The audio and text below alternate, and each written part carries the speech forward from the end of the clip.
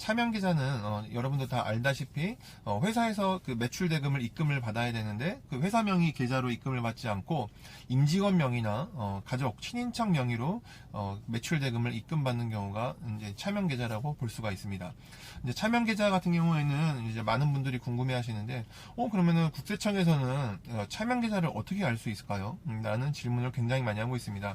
그래서 차명 계좌를 이제 걸리는 이유는 90% 이상이 다 제보입니다. 제보에 의해서 차명 계좌가 드러나게 되고요.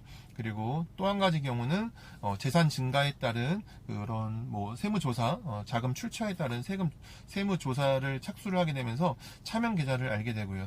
그래서 세금을 무조건 조금 내기보다는 내 소득에 대한 히스토리를 만들어 가지고 출처에 대한 히스토리를 조금씩 만들어 나가는 것도 한 가지 또 지혜로운 방법이니까 여러분들도 무조건 세금만 조금 내는 게 무조건 뭐 정답은 아니라고 볼 수 있겠습니다. 차명 계좌는 거의 제보에 의해서 적발이 되는데, 그러면 제보를 하게 되면은 그 제보자에게는 어떠한 또 이익을 주는지 한번 또 말씀을 드려보겠습니다.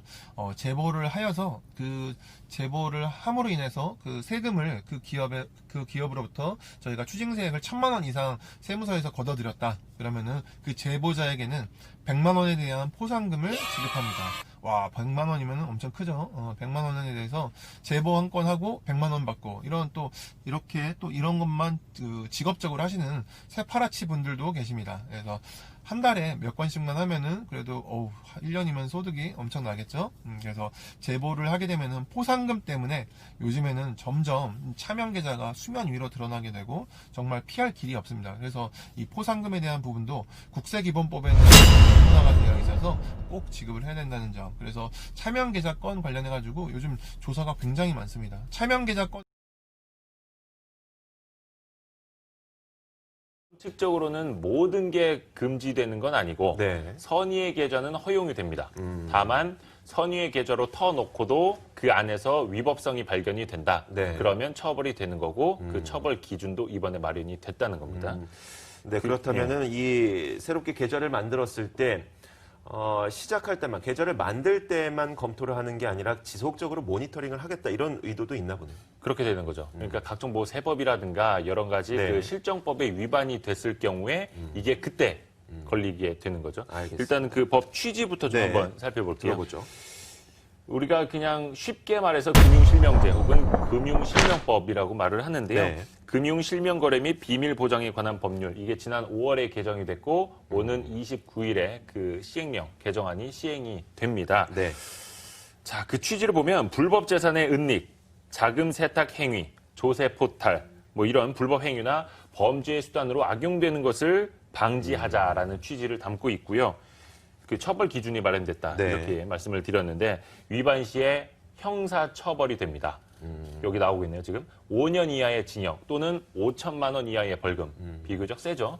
다만 이제 네. 선의의 차명 계좌는 허용한다라는 내용이고요. 그 전까지는 이런 형사처벌이 없었어요. 그렇죠. 기존에는 처벌 기준은 없었고 뭐 그 관련된 뭐 세법을 어겼다 그러면은 뭐 추징을 당하는 뭐 이런 형식이었는데 그 이제 정도였는데. 형사처벌 기준이 마련이 된 겁니다. 형사처벌 예, 그 예, 기준이 마련됐다. 자, 그렇다면은 이 차명 계좌가 과연 어디 정도까지가 허용이 되고 어느 정도까지는 허용이 안 되는지가 우리 시청자분들에게 굉장히 중요할 것 같은데 하나하나 살펴보자면 차명 계좌의 실소유주가 자기 돈을 찾기도 어려워진다고요? 그러니까 지금까지는 네. 예를 들어서 뭐 이주호 앵커가 제 명의를 빌려서 거액을 예치해 놨어요. 네. 근데 나중에 뭐 걸리든 안 걸리든 이거 내 돈이니까 가져가겠다. 그러면 서로 합의만 하면은 줄 수 있었잖아요. 네. 만약에 이게 뭐 법적으로 문제가 됐다라면 뭐 가산세 내고 뭐 증여세 내고 하면은 네. 문제가 안 됐었는데 이제 법이 바뀌어서 29일부터는 이주호 앵커가 저한테 1억을 제 이름으로 넣어놨어. 네. 근데 제가 어느 순간 마음이 바뀌어서 이건 내 돈이다. 하면 그냥 끝이에요. 못 돌려받아. 그리고 돌려받을 수는 있는데 일단은 무조건적으로 실소유주가 아니라 명의자의 재산으로 인정이 돼서 이걸 네. 돌려받으려면 소송을 통해야 돼요. 소송을 통해서 법원의 판결이 있어야만 네. 누가 실소유주인지를 가려주게 되는데 그걸 가리기가 상당히 이제 힘들어지는 거죠. 그렇죠. 그리고 또 하나 아까 그 처벌 조항이 마련됐다 했잖아요. 그래서 형사 처벌을 받고 당연히 각종 세금 내고 또 증여세까지도 내야 하는 그런 상황에 직면을 하는 거죠. 예. 그렇군요. 그 전까지는 이 차명 계좌에 대해서 서로가 합의가 있으면 돈을 빌려줄 수 있다는 것도 사실 저는 몰랐어요. 예. 만약에 이게 네. 한쪽이 마음을 뭐 달리 먹어서 네. 내 돈이다 이렇게 우겼을 경우에 이제 소송까지 가는 경우가 있었는데 네. 이제는 그게 기본이 된다라는 거죠. 이제는 뭐 이제 법 자체가 이렇게 형성이 됐기 때문에 그런 시도를 하는 네. 경우도 많이 줄어들게 되겠네요.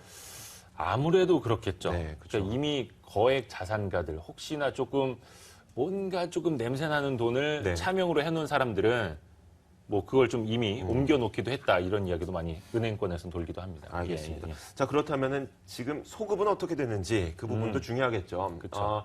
이제 법이 시행이 되고 나면은 소급 문제도 또 어떤 논란의 한 축으로 세워질 수도 있을 것 같은데 소급은 어떻게 결론적으로 이 네. 법이 소급 적용이 됩니다. 아, 돼요? 그러니까 금융실명제법 그 개정 이전에 놨던 차명 계좌에 대해서도 네. 불법성이 있으면 그 이후에 문제시 될 수 있는 거고요. 아. 그 이전이건 그 이후에 만든 거건 상관없이 모두 다 일단은 그 명의자 네. 소유로 추정이 되는 게 맞고 거기에서 이제 위법성이 발견이 되면 현행법으로 이제 처벌이 되는 것도 맞겠죠.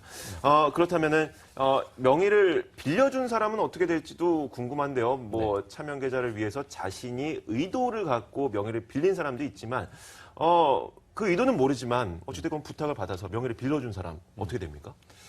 일단은 이게 알았느냐 몰랐느냐를 네. 나중에 좀 따져봐야 하는데 네. 일단 명목적으로는 거래자가 그 불법을 목적으로 이 차명 계좌를 쓸 거라는 걸 알면서도 명의를 빌려줬다면 그 명의 네. 대여자도 처벌이 가능해집니다. 네. 근데 다만 이게 그 불법적인 목적이라는 걸 이제 알았냐는 거는 이제 또 따로 이제 증명을 해야 되는 그렇겠네요. 사안이라 네. 요거는 이제 뭐 법정 다툼 뭐 소지가 좀 있는 거고요. 예. 알겠습니다. 일단은 뭐 안 빌려준 게 가장 나을 것 같긴 한데. 네. 예. 혹시 그거 몰라요. 아까도 말씀드렸지만 네.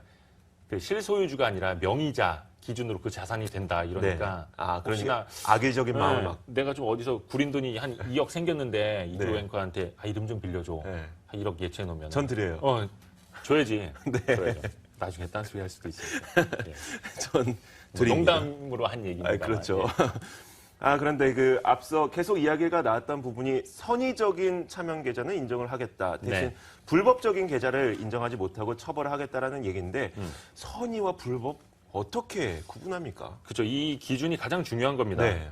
그 결론부터 말씀을 해드리자면 차명 계좌를 이용하는 것 자체는 허용이 다 됩니다. 그런데 네. 그 차명 계좌를 이용을 해서 뭐 세금을 안 낸다거나 불법으로 이용을 한다면 그것을 이제 적발을 해서 처벌을 하겠다 이런 거거든요. 네. 일단 선의의 차명 계좌 어떤 기준인지 한번 좀 정리를 해드릴게요. 네. 표로 준비를 했는데요.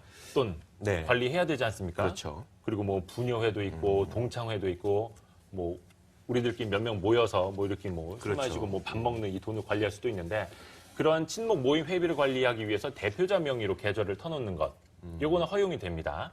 그리고 이제 문중이라든가 교회라든가 임의적인 단체 이것도 돈을 굴려야 되잖아요. 네. 예를 들어서 뭐 이제 수익을 내야 되는 그런 공동 명의 자산이 있을 수도 있을 거고 그렇죠. 이런 것도 이제 선의의 차명 계좌로 인정이 되고 또 미성년 자녀의 금융자산 관리를 위한 부모 명의 계좌 쉽게 말해서 뭐 세뱃돈 네. 이거 아빠가 너 크면 줄게 아니면 이거 아빠가 다 모아서 너 나중에 등록금 해줄 거야 네. 이런 것들 일단 여기까지는 선의의 차명 계좌로 볼 수 있다라는 거고요. 네. 그러면 이제 불법 차명 계좌란 어떤 거냐? 아까 네. 그 이 법의 개정 취지에서도 좀 설명을 해드렸는데 불법 재산의 은닉, 자금 세탁, 뭐 공중 협박 자금 조달 행위 이 이름이 어려운데요. 네. 공중 협박 자금 조달 행위 쉽게 말하면 뭐 어떤 거죠? 테러 자금 같은 거.